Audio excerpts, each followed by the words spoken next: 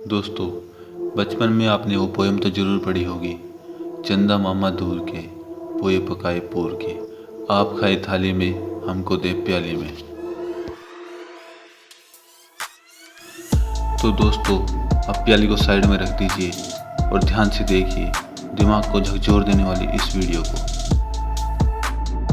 दोस्तों, चांद पर इंसान को पहुंचे करीब 50 साल हो गए हैं, लेकिन क्यों नासा दोबारा चांद पर नहीं जाना चाहता।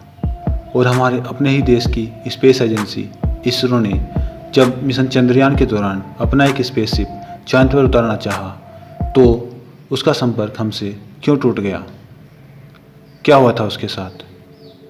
क्या वो किसी तकनीकी खराबी के कारण चांद पर लैंड नहीं कर पाया, या फिर चांद पर रह रही किसी परग्रही सभ्यता ने उसे नष्ट कर दिया? दोस्तों, हमें चांद का सिर्फ एक ही फेस दिखाई देता है। चांद के पिछले हिस्से में क्या है और वो कैसा दिखता है, ये हम आज तक नहीं जान पाए। क्या वहाँ पर कोई परग्रही सभ्यता निवास करती है, या फिर उन्होंने चांद को खोखला कर कर उसके अंदर अपना बेस बनाया हुआ है? तो आइए जानते हैं इस वीडियो में। तो दोस्तों, वीडियो को स्किप बिल्कुल मत कीजिए, क्योंकि ये जानकारी आपको कहीं नहीं मिलेगी। तो ज़्यादा टाइम वेस्ट ना करते हुए चलिए शुरू करते हैं।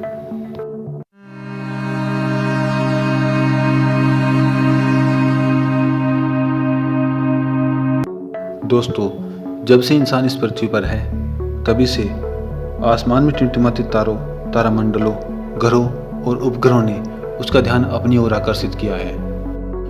लेकिन इस अनंत ब्रह्मांड में पृथ्वी के सबसे नज़दीक कोई आकाशीय पिंड है, तो वो है उसका उपग्रह चंद्रमा। दोस्तों, कवियों ने कभी चांद को हमारा मामा बना दिया और कभी प्यार करने वालों की डेस्टिनी, लेकिन आज हम जानते हैं कि चांद पृथ्वी का एक उपग्रह है,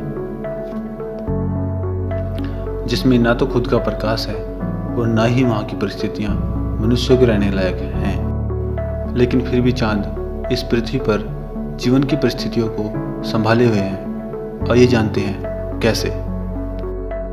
दोस्तों, ये तो आप जानते ही होंगे कि हमारी पृथ्वी सूर्य के चारों ओर घूमती है। इसी प्रकार चांद भी हमारी पृथ्वी के चारों ओर घूमता है, और इसी घूमने की गति के कारण चांद का शेप हमें कभी कम कभी ज़्यादा दिखाई देता है।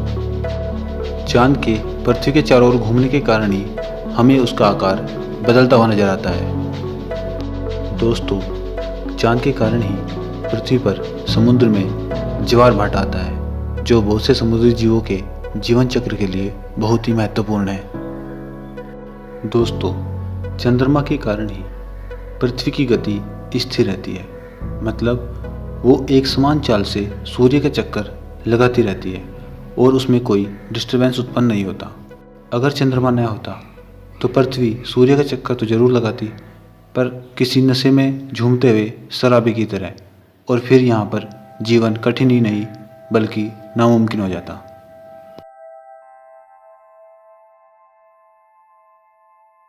दोस्तों, सूर्य पृथ्वी से करीब 15 करोड़ किलोमीटर दूर है और सूर्य का व्यास 13,92,700 किलोमीटर के लगभग है। वहीं बात अगर चंद्रमा की करें तो ये पृथ्वी से करीब 3,84,402 किलोमीटर की दूरी पर है और इसका व्यास 3,474 किलोमीटर है। अब आप सोच रहे होंगे कि ये दूरियां मैं आपको क्यों बता रहा हूँ। आइए देखते हैं इन दूरियों में क्या संबंध है। दोस्तों, ये दूरियां इतनी सटीक हैं कि पृथ्वी से देखने पर हमें सूर्य और चंद्रमा की आकृति बिल्कुल एक समान नजर आती है। इसका मतलब यह है कि अगर किसी सूर्य ग्रहण में सूर्य, चंद्रमा और पृथ्वी बिल्कुल एक सीधी रेखा में आ जाएं, तो हम देखेंगे कि चंद्रमा ने सूर्य को संपूर्ण रूप से ढक दिया है।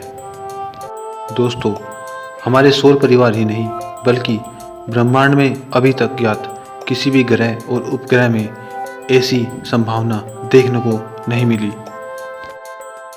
दोस्तों, इंसान ने सबसे पहले 1969 में चांद की सतह पर कदम रखा और नील आर्मस्ट्रॉन्ग चांद पर पहुंचने वाले पहले इंसान बन गए। लेकिन दोस्तों, वो जिस वक्त चांद की सतह के बारे में नासा को बता रहे थे, वो सभी रिकॉर्डिंग लाइव ब्रॉडकास्ट हो रही थी। लेकिन इसी बीच 4 मिनट के लिए सिग्नल कट जाता है और जो लोग इस लाइव ब्रॉडकास्ट को सुन रहे थे उन्हें कुछ भी सुनाई नहीं देता। क्या हुआ था इन 4 मिनट में? क्या ये कोई तकनीकी खराबी थी या फिर नासा ने जानबूझकर इस लाइव ब्रॉडकास्ट को 4 मिनट के लिए बंद कर दिया था, जिससे कि वो बातें जो नील आर्मस्ट्रॉन्ग नासा को बता रहे थे आम आदमी तक न पहुंच सके? लेकिन आखिर क्यों? क्या नील को वहां पर कोई यूएफओ नजर आ रहा था या फिर उनकी मुलाकात किसी परगरी से ही हो गई थी? कुछ तो जरूर हुआ था, नहीं तो क्यों नासा ने आज तक दोबारा चांद पर जाने की नहीं सोची? मंगल ग्रह और यहाँ तक कि सूर्य तक भी अपने यान भेजने की क्षमता रखने वाला नासा क्यों दोबारा चांद पर नहीं गया? बात अगर अपने ही देश की स्पेस एजेंसी इसरो की करें तो इन्होंने भी 22 जुलाई 2019 को चांद पर अपना यान भेजा। सब कुछ सही जा रहा था, लेकिन 6 सितंबर 2019 को चांद की सतह पर लैंडिंग करते वक्त हमारा सिग्नल कट गया और हमारा यान चांद की सतह पर ही कहीं खो गया। क्या ये कोई तकनीकी खराबी थी या फिर हमारे यान को भी एलियन ने मार गिराया, जिससे कि वो वहां पहुंचकर जानकारी इकट्ठा न कर सके? तो दोस्तों, अगर चांद पर एलियन हैं तो क्या वो चांद की सतह पर रहते हैं या चांद की सतह के नीचे? आइए गौर करते हैं इन बातों पर। दोस्तों, चांद की सतह पर जो गड्ढे हैं वो वैज्ञानिकों के अनुसार उल्कापिंडों के चांद की सतह पर टकराने से बने हैं। लेकिन चौंकाने वाली बात यह है कि इन गड्ढों की गहराई करीब करीब एक समान है।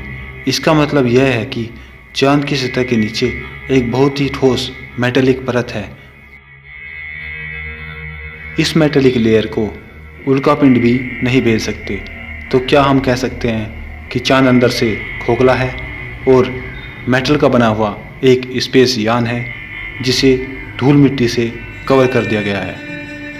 दोस्तों, चांद के खोखला होने का ये तथ्य इस बात से स्पष्ट हो जाता है कि सन 1969 में अपोलो मिशन के वैज्ञानिकों ने जब चांद की सतह से जानबूझकर एक ल्यूनर मॉड्यूल को टकरा कर देखा तो चांद की सतह पर एक 30 फुट चौड़ा गड्ढा बन गया और चांद कई घंटे तक किसी घंटी की तरह बजता रहा, जो चांद के खोखला और मेटेलिक होने का एक प्रत्यक्ष प्रमाण है।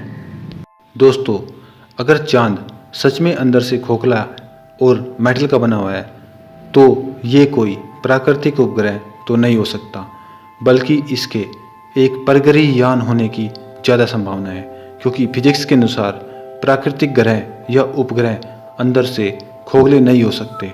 और जिस तरह इसरो का यान नष्ट हुआ और आज तक नासा भी दोबारा कभी चांद पर नहीं गया, चांद का घंटे की तरह बजना और उस पर बने गड्ढों की एक समान गहराई, इन सभी बातों से तो यही लगता है कि हो ना हो चांद एक स्पेस यान है जिसके अंदर एलियन बेस है। वैसा ही एक स्पेस स्टेशन जैसा कि अंतरिक्ष की निगरानी करने के लिए हम पृथ्वीवासियों ने ISS बना रखा है। ISS यानी इंटरनेशनल स्पेस स्टेशन। दोस्तों, ISS में भी पृथ्वी से वैज्ञानिक अपने उपकरणों को लेकर जाते हैं और वहाँ उन्हें इंस्टॉल करते हैं और कई बार महीनों तक वहीं रहकर शोध कार्य करते रहते हैं और फिर वापस पृथ्वी पर लौट आते हैं। दोस्तों, यही क्रम चलता रहता है और धीरे धीरे ISS का आकार बड़ा होता जा रहा है। तो क्या हम कह सकते हैं कि जब हम विकास के क्रम में ही थे, उससे भी पहले परग्रहियों ने अपनी हाईली एडवांस्ड टेक्नोलॉजी से एक स्पेस स्टेशन बनाया जिससे कि वो पृथ्वी पर हमारी निगरानी कर सके और फिर उसे धूल की एक बहुत मोटी परत से ढक दिया, जिससे कि हम इंसान अगर कभी वहाँ तक पहुँच भी पाए तो हमें वो एक प्राकृतिक उपग्रह ही लगे। दोस्तों, उम्मीद करता हूँ कि ये वीडियो आपको अच्छी लगी होगी और अगर आपको ये वीडियो पसंद आई हो तो प्लीज़ इसे लाइक कर दीजिए और हमारे चैनल को सब्सक्राइब करना न भूलें।